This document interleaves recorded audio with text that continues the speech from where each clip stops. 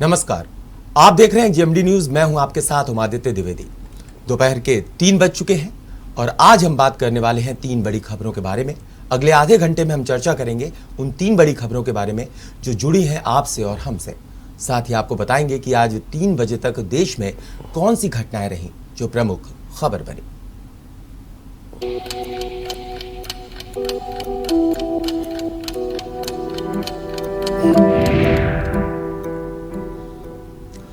अगर बात की जाए पहली बड़ी खबर की, जो कि गोरखपुर से है।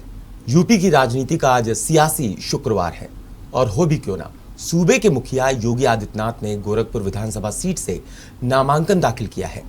2017 में सत्ता में जब से बीजेपी आई है, तब से लखनऊ के बाद गोरखपुर का भी सियासी महत्व बढ़ सा गया है। मुख्यमंत्री योगी आदित्यनाथ ने गोरखपुर विधानसभा सीट से नामांकन किया। बता दें कि नामांकन से पहले सीएम योगी आदित्यनाथ ने रुद्राभिषेक किया। वहीं सीएम योगी आदित्यनाथ के नामांकन के दौरान उनके साथ गृह और सहकारिता मंत्री अमित शाह, केंद्रीय शिक्षा मंत्री धर्मेंद्र प्रधान और यूपी बीजेपी अध्यक्ष स्वतंत्र देव सिंह मौजूद थे। योगी आदित्यनाथ के नामांकन के लिए प्रस्तावक के तौर पर शिक्षाविद मयंकेश्वर पांडे और केमिकल इंजीनियर सुरेंद्र कुमार अग्रवाल भी मौजूद रहे। सीएम योगी के नामांकन से पहले गृह मंत्री अमित शाह ने एक जनसभा को संबोधित किया। इस दौरान उन्होंने कहा कि योगी जी के नामांकन करने के साथ ही फिर से एक बार भाजपा यहां से 300 पार के संकल्प के साथ पूरे यूपी में आगे बढ़ रही है। चलिए अब बात करते हैं दूसरी खबर की, जो कि उत्तर प्रदेश की झांसी से है। विधानसभा चुनाव नजदीक है और प्रत्याशियों से जुड़ी तमाम तरीके की खबरें सामने आती रहती हैं। ऐसी ही खबर झांसी से भी आई है, जहां एक प्रत्याशी का अजीबोगरीब कारनामा सामने आया है। झांसी में नामांकन पत्र रद्द होने पर एक युवक मोबाइल टावर पर चढ़ गया। उसने सदर सीट से 1 फरवरी को नामांकन किया था। 2 फरवरी को आरओ ने फॉर्म पूरा भरा न होने का हवाला देते हुए नामांकन रद्द कर दिया था। अब उसकी मांग है कि नामांकन पत्र को दुरुस्त कर उसे चुनाव लड़ने की स्वीकृति प्रदान की जाए। सीपरी बाजार थाना प्रभारी निरीक्षक चंद्रशेखर दुबे पुलिस बल के साथ मौके पर पहुंच गए। अब बात करते हैं तीसरी खबर की। यूपी में बेमौसम बारिश की मार किसानों पर पड़ रही है। यूपी के मौसम में फिर बदलाव आना शुरू हो गया है। जहां सुबह कोहरा और सर्द हवाओं का सिलसिला जारी रहा, वहीं शाम होते होते बादलों ने बरसना शुरू कर दिया। कई क्षेत्रों में तेज रफ्तार में पानी गिरा, जिसके बाद कई स्थानों पर पानी भर गया। वहीं इस तरह कई जिलों में दोपहर बाद तेज पानी के साथ ओले भी गिरे, जिससे ठंड और बढ़ गई है और किसानों की फसल को नुकसान हुआ है। बता दें कि तेज बारिश के साथ ओले गिरने से आम के बौर को नुकसान हुआ है। इसके साथ ही सरसों, मटर और आलू की फसल भी चौपट हो गई। आम बागबानों पर दोहरी मार है। आम के पेड़ों में बौर समय से पहले निकल आने के बाद कड़ाके की ठंड से बौर सूख कर गिर रहा है। इसके बाद ओलों के साथ तेज बारिश में भी बौर को नुकसान पहुंचा है। आप अपनी टीवी स्क्रीन पर इस वक्त 3 तस्वीरें देख रहे हैं। पहली गोरखपुर, जहां पर नामांकन पत्र दाखिल किया सूबे के मुखिया योगी आदित्यनाथ ने। दूसरी खबर झांसी से है। आपको बता दें, जहां पर एक जो प्रत्याशी था वो टावर पर चढ़ गया, क्योंकि उसका जो नामांकन पत्र था उसे गलत करार देते हुए, यानी कि वो पूरा भरा नहीं हुआ था, वो रद्द कर दिया आरओ ने। इसके बाद उसकी मांग है कि उसे पुनः ठीक करने के बाद वो फिर से उसको ठीक करने के बाद वो चुनाव लड़ना चाहता है, ये उसकी मांग थी। और तीसरी खबर कन्नौज से, जहां पर ओलावृष्टि हुई है, जो रबी की फसल है उसको नुकसान पहुंचा है। आपको बता दें, मटर, आलू और सब्जियों, इन सभी को नुकसान पहुंचा है। आम के बौर को भी नुकसान पहुंचा है। और पहली खबर जो हमारी गोरखपुर से, उस पर चर्चा करने के लिए हमारे साथ वरिष्ठ पत्रकार रमेश वर्मा जी हमसे जुड़ गए हैं। जी रमेश जी, गोरखपुर सदर कितनी महत्वपूर्ण सीट है और आज जब उसमें नामांकन भरने के लिए शुक्रवार को पहुंचे हैं योगी आदित्यनाथ, तो वहां के समीकरण बदलेंगे? क्योंकि अगर जात की बात की जाए तो वहां पर ब्राह्मण 60,000 के आसपास है। अगर बात की जाए अन्य की, तो वहां पर क्षत्रिय 15,000 है, 30,000 मुस्लिम है, लगभग कायस्थ लगभग है 45,000 के आसपास। तो इस तरीके का वहां पर जाति समीकरण है। लेकिन क्या एक नाम के आगे, योगी आदित्यनाथ के नाम के आगे, सभी जाति समीकरण ठप हो जाएंगे? देखिए, योगी आदित्यनाथ का आज नामांकन बड़े दिव्यता भव्यता के साथ हुआ और हनक के साथ हुआ जी। और सबसे बड़ी बात ये थी कि आज गोरखपुर में जश्न जैसा माहौल दिखाई दिया।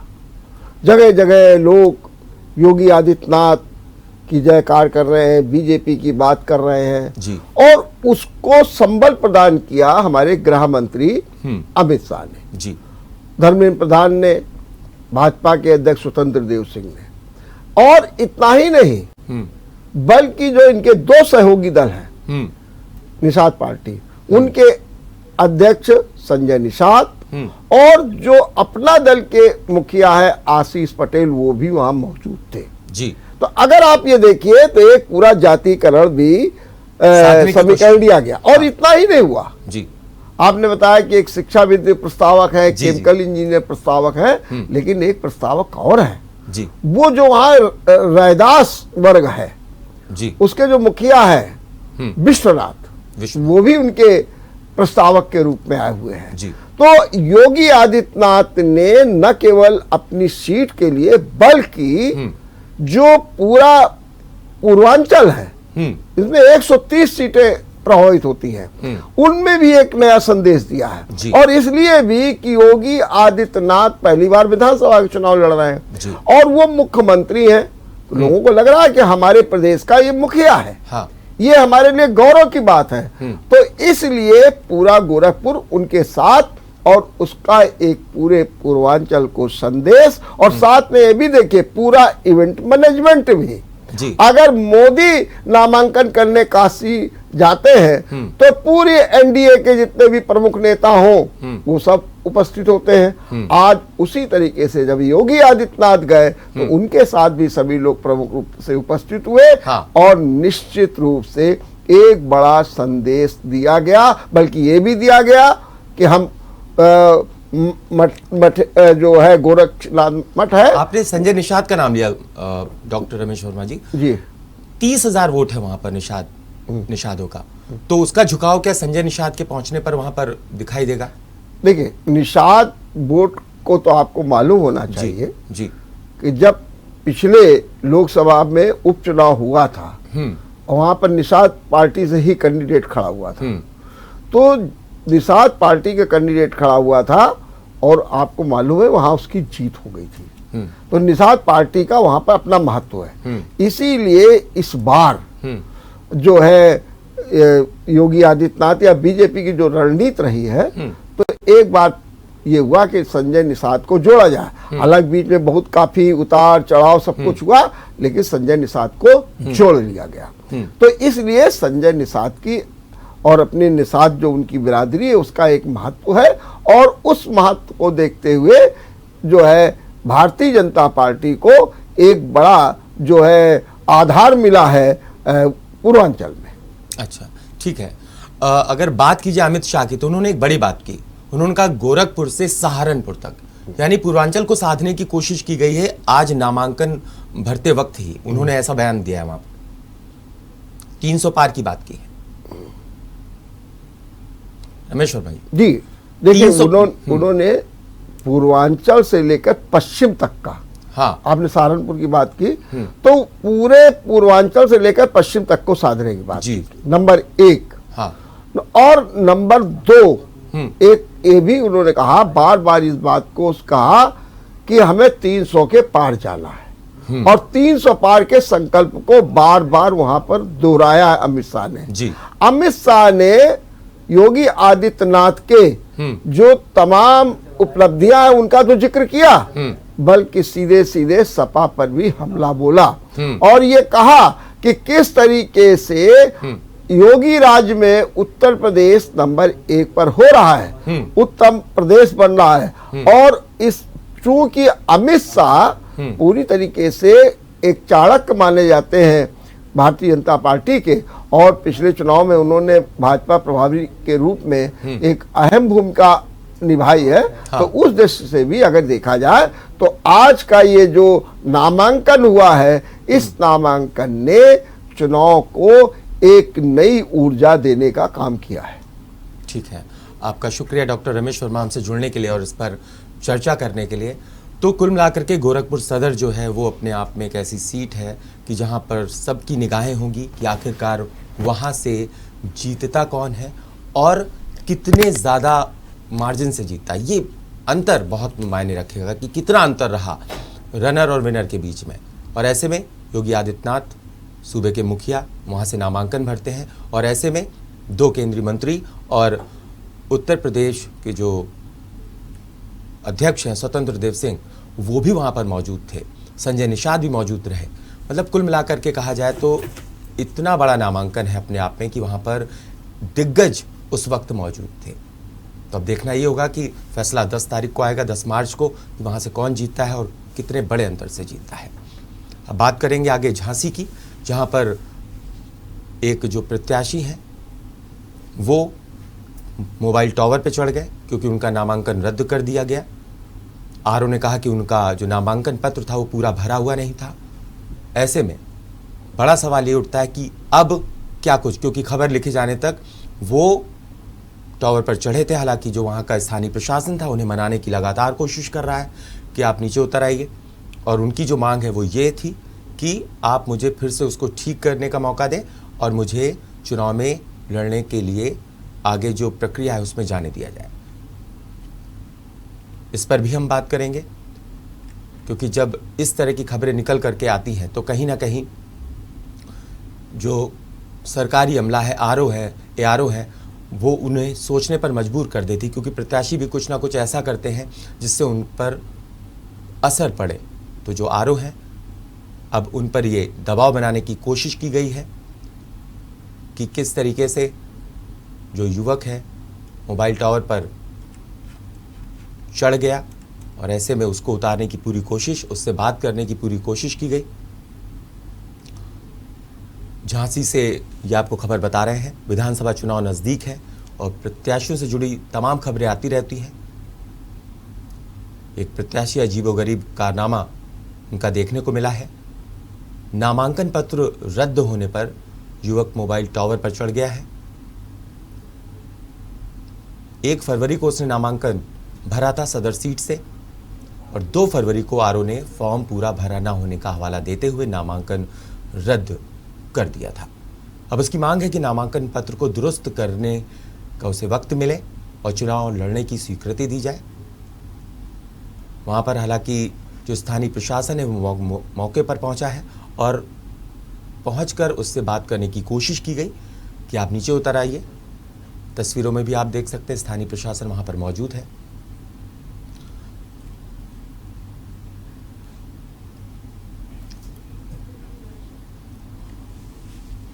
झांसी से दूसरी बड़ी खबर है, आपको बता दें, जो एक प्रत्याशी थे वो नामांकन रद्द होने के चलते मोबाइल टावर पर चढ़ गए और ये इनकी जो हरकत थी इससे प्रशासनिक अमला जो था वो घबरा गया कि इस तरह की अजीबोगरीब कारनामा एक प्रत्याशी कैसे कर सकता है। हालांकि जो उसकी मांग ये थी कि उसका जो नामांकन पत्र है उसको दुरुस्त करने का उसे वक्त मिले और उसे चुनाव लड़ने की स्वीकृति प्रदान की जाए। और जो तीसरी बड़ी खबर है हमारी वो कन्नौज से है, जहां पर ओलावृष्टि के चलते किसानों की फसल जो है वो चौपट हुई है। किसानों को नुकसान हुआ है। आपको बता दें, गेहूं और सरसों की जो फसल है उसको नुकसान हुआ है। हालांकि जो मौसम वैज्ञानिक है वहां पर उन्होंने साफ तौर पर कहा है कि आप अपने खेतों से पानी निकालने का प्रबंध करें जिससे कि गेहूं की जो फसल है वो बर्बाद ना हो। तस्वीरों में देख सकते हैं आप किस तरीके से ओलावृष्टि हुई है। किसानों पर एक बार फिर से मौसम की मार देखने को मिल रही है।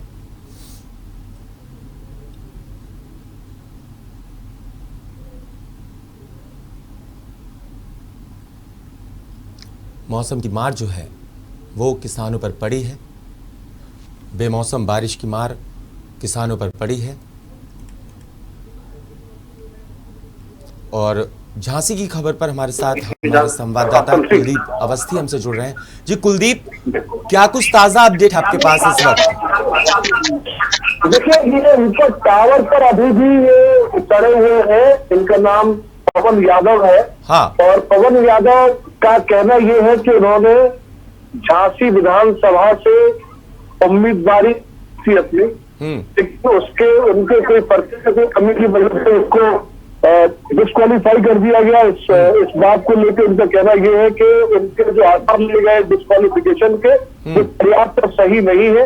इस बात को लेकर टावर पर चढ़ गए हैं। सुबह के लोगों का मजमा है, पूरी झांसी की जो पुलिस परेशान है, इस तरह ये प्रशासनिक अधिकारी भी परेशान है और ये किसी समझ में नहीं आती।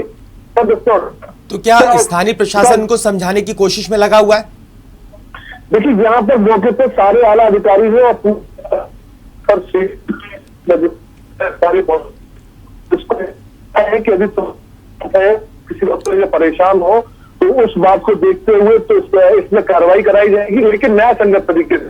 ये जो दबाव बनाने का जो काम किया है उसके खिलाफ में है, वो कह रही है कि ये दबाव ना बनाया जाए। और ये टावर पर चल के क्या संदेश देना ये चाहते हैं पवन यादव भी, ये कोई समझ नहीं पा रहा है इस बात को। ये सारी बात सुनने को तैयार है, पूरी मशीनरी प्रशासन को यहाँ मौके पर मौजूद है कि ये इनसे बात नहीं हो पा रही है, इससे फोन पे बात कर रहे हैं, सुबह से पूरा ये पूरी बातचीत चल रही है। यहाँ पुलिस आ चुकी है, सारे जो अधिकारी को आज, और कहना उनका ये कि आपको जो समस्या है, परेशानी है, अपनी बात जाके रखिए। अगर ये बात मान रहे, इनका कहना ये है कि इनको तो अभी ही स्वीकृति पत्र दे दिया जाए, अन्यथा ये टावर से नीचे नहीं है। क्या कुलदीप, जिला निर्वाचन कार्यालय से कोई अधिकारी वहां पर मौजूद है जो उनको समझा पाए कि क्या इसमें जो त्रुटि हुई है उसे ठीक करने का उनको वक्त दिया जाएगा और चुनाव में लड़ने का उन्हें स्वीकृति मिल सकती है? देखिए, चुनाव आज चुनाव होना है, आज नाम वापसी का दिन है और एक दिन पहले तक वो चेक किए गए, कोई कमी थी, इस वजह से इनको डिस्क्वालीफाई किया गया, इनको बाहर निकाल दिया गया। ये चुनाव नहीं लड़ पाएंगे। सारी चीजें ऑनलाइन है, सारी शो करती है, उसके अंदर कोई गुंजाइश नहीं होती कि आप इसमें कुछ भी कर, तो लेकिन इनको पूरा बताया गया, लेकिन ये बात मानने को तैयार नहीं है। इनका सीधा विद इन एनी कॉस्ट मुझे इसके अंदर मेरा नाम ठीक कराया जाए और मुझे चुनाव लड़ने के लिए आयोजित किया जाए। ठीक है, लेकिन एक बात यहाँ कुलदीप ये है कि दबाव बनाने की कोशिश की जा रही है लगातार पवन यादव की तरफ से, जिस तरीके जो प्रत्याशी है वहां पर, लेकिन जो प्रशासनिक अमला वहां पहुंचा, आला अधिकारी पहुंचे हैं वहां पर, वो किस तरह से, कौन सा कम्युनिकेशन सोर्स कौन सा है जिससे वो बात कर पा रहे हैं? क्योंकि आप बोल रहे हैं कि वो बात वहां तक पहुंच नहीं पा रही आला अधिकारियों की।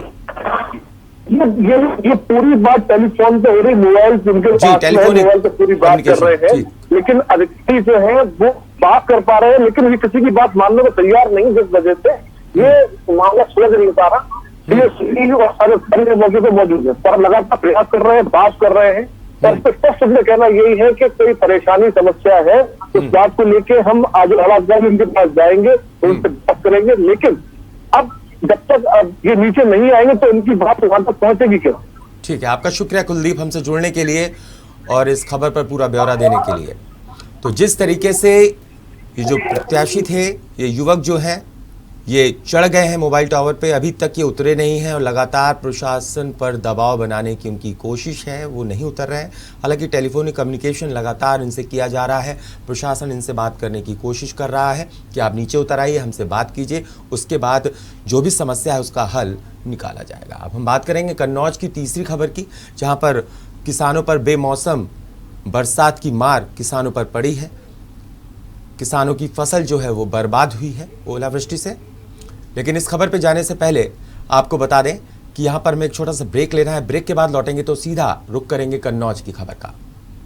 ब्रेक के बाद आपका स्वागत है। हम बात कर रहे थे तीसरी बड़ी खबर की, जो कन्नौज से है, जहाँ पर किसानों पर बारिश की मार पड़ी है। आपको बता दें बेमौसम बारिश हुई है, ओलावृष्टि हुई है, जिसके चलते गेहूँ, सरसों, आलू और कई सब्जियों की फसल जो है वो ओलावृष्टि के चलते, पानी बरसने के चलते, बारिश के चलते फसल को नुकसान पहुंचा है, किसानों को नुकसान झेलना पड़ा है।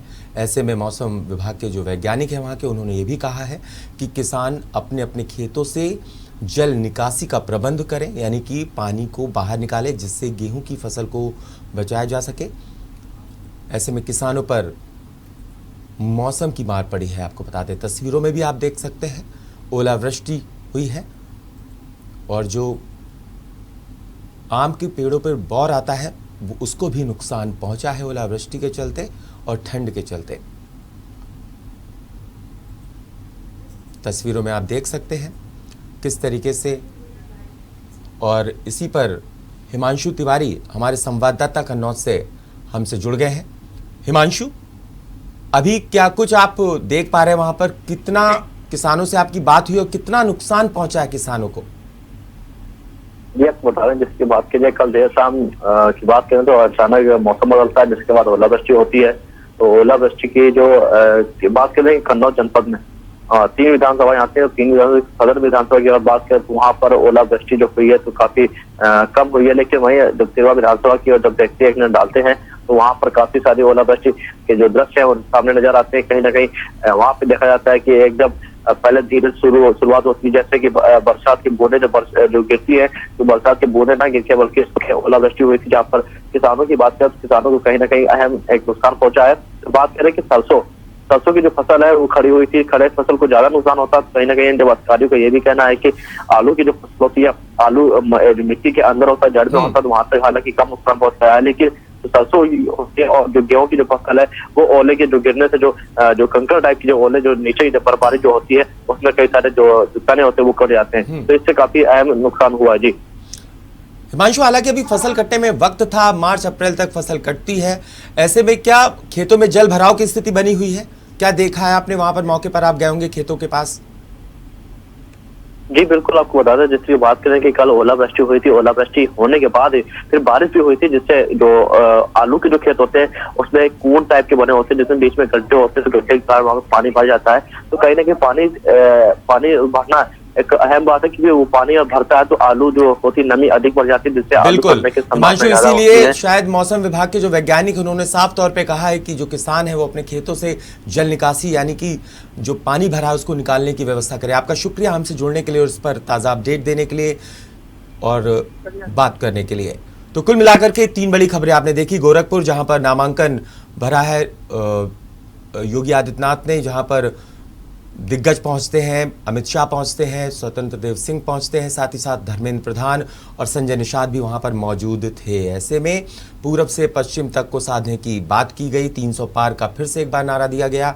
दूसरी खबर थी हमारे पास झांसी से, जहां पर एक प्रत्याशी थे, उनका नामांकन रद्द हो गया, जिसके चलते वो प्रशासन पर दबाव बनाने के लिए एक मोबाइल टावर पर चढ़ जाते हैं। उसके बाद प्रशासन के हाथ पांव फूल जाते हैं और प्रशासनिक अमला वहां पर पहुंचता है, आला अधिकारी मौके पर पहुंचते हैं और उनसे फरियाद लगातार अभी भी कर रहे थे। जब हमने अपने रिपोर्टर से बात की, हालांकि हमारे जो रिपोर्टर हैं उन्होंने प्रशासनिक अमले से बात करवाने की कोशिश की, कुछ तकनीकी खामी के चलते बात हमसे नहीं हो पाई।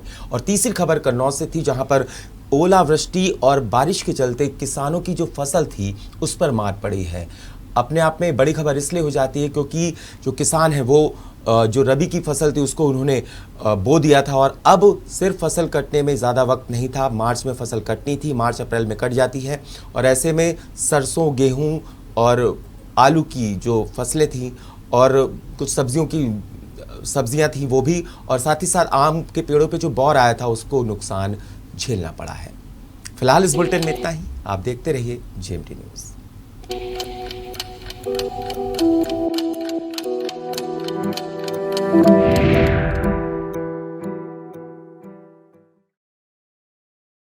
अगर आपको हमारा वीडियो पसंद आया हो तो हमें लाइक करें, सब्सक्राइब करें और ज्यादा से ज्यादा शेयर करें और हाँ, बेल आइकॉन दबाना ना भूलें ताकि हर खबर का अपडेट आप तक पहुंचे तुरंत। आप हमें इंस्टा, ट्विटर और फेसबुक पर भी फॉलो कर सकते हैं। हमारी ID है @GMT News/।